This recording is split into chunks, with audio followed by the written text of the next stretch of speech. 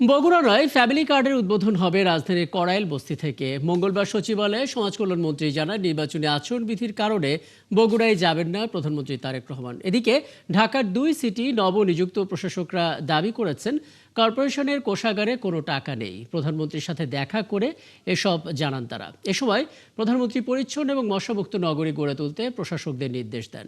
মোহন ইসলামের প্রতিবেদন। আলোচিত ফ্যামিলি কার্ডের উদ্বোধন হবে রাজধানীর কড়াইল বস্তি থেকে। নির্বাচনী আচরণবিধির কারণে বগুড়ায় যাবেন না প্রধানমন্ত্রী তারেক রহমান। 10 মার্চ এর উদ্বোধন করা হবে। সমাজ কল্যাণ মন্ত্রী জানান, কার্ড সবাই পেলেও এর সুবিধা পাবেন দরিদ্র আর হতদরিদ্ররা। যেহেতু নির্বাচনের শিডিউল ঘোষণা করা হয়েছে, নির্বাচন আচরণবিধিতে এই মুহূর্তে বগুড়া সদরে যাওয়া যেহেতু আচরণবিধি পরিপন্থী হবে, সেজন্যই মাননীয় প্রধানমন্ত্রী ঢাকার যে 17 আসনের যে কড়াইল বস্তি, কড়াইলে ইনশাআল্লাহ ওখানে উনি ফ্যামিলি কার্ড বিতরণের কর্মসূচির শুভ উদ্বোধন করবেন। এদিন ঢাকার 2 সিটি কর্পোরেশনের প্রশাসকরা দেখা করেন প্রধানমন্ত্রী তারেক রহমানের সঙ্গে। এ সময় প্রশাসকদের পরিচ্ছন্ন ও মশামুক্ত নগরী গড়ে তোলার নির্দেশ দেন প্রধানমন্ত্রী। পরিচ্ছন্ন ঢাকা এবং সবুজায়ন ঢাকা এবং মশার এই তিনটা বিষয়ের উপরে উনি জোর দিয়েছেন। এদিকে প্রশাসকরা দাবি করেন, সিটি কর্পোরেশনের কোষাগারে কোনো টাকা নেই। এজন্য সরকারের কাছে সহযোগিতা চেয়েছেন তারা।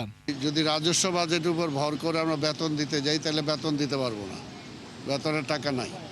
তারা এমনভাবে সব শূন্য করে দিয়ে গেছে। এবং তারপরে আরও যেটা করেছে যে তারা প্রায় 1400 কোটি টাকার অ্যাডভান্স তারা অলরেডি ওয়ার্ক অর্ডার পর্যন্ত দিয়ে গেছেন। সেই টাকাটা কোত্থেকে আসবে সেটা তারা চিন্তা করেন। ঢাকা উত্তর সিটি কর্পোরেশনে এখন ভঙ্গুর অবস্থা, ফান্ড নেই। 1470 কোটি টাকার টেন্ডার দিয়ে ওয়ার্ক অর্ডার দিয়ে দেওয়া হয়েছে। বিলিং গত 12 তারিখে নির্বাচন হয়েছে। সাবেক প্রশাসক যিনি ছিলেন তিনি 10 তারিখে শেষ অফিস করে 34টি ফাইলকে সই করে গেছেন, যেখানে ফান্ড দিতে হবে, বিল দিতে হবে, আসলে কোনো টাকাই নেই। এদিন রেলের উন্নয়নে প্রধানমন্ত্রী আলোচনা করেন সংশ্লিষ্ট মন্ত্রণালয়ের দায়িত্বরতদের সঙ্গে।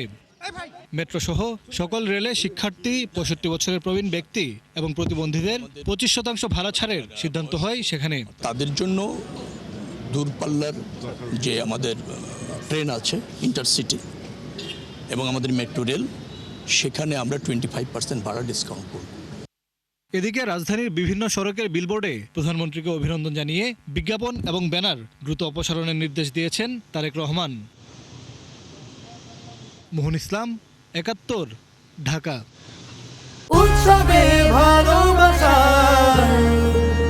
ঈদ মানে